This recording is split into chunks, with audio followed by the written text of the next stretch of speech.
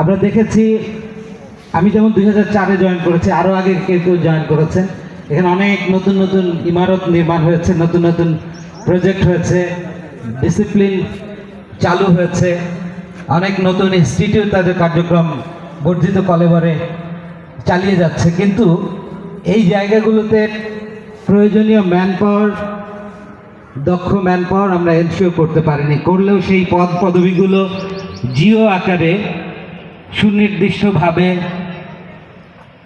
আসেনি, খোলা হয়নি। তো ওই জায়গাটা আমাদের পদ পদবীর একটা দারুণ ঘাটতি সমস্যা রয়ে গেছে। এই সমস্যাগুলো দ্রুতই নিরসন করতে হবে।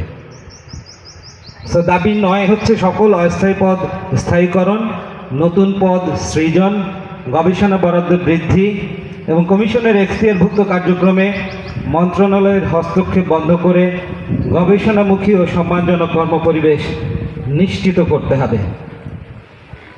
দাবি 10, কমিশনের বিজ্ঞানী কর্মকর্তা ও কর্মচারীদের জন্য সরকারি চাকুরিজীবীদের ন্যায় গৃহ নির্মাণ, ফ্ল্যাট ক্রয় ঋণ, রেশন এবং প্রযোজ্য ক্ষেত্রে সুদমুক্ত ঋণ ও গাড়ি সেবা নগদায়ন সুবিধাদি চালু করতে হবে। সরকারের অন্যান্য দপ্তর, বিভাগ, মন্ত্রণালয় সব জায়গায় এই সুবিধাগুলো আছে। সো ওয়াই নট বিএইসি এমপ্লয়িজ এই সুযোগটা পাবে না কেন?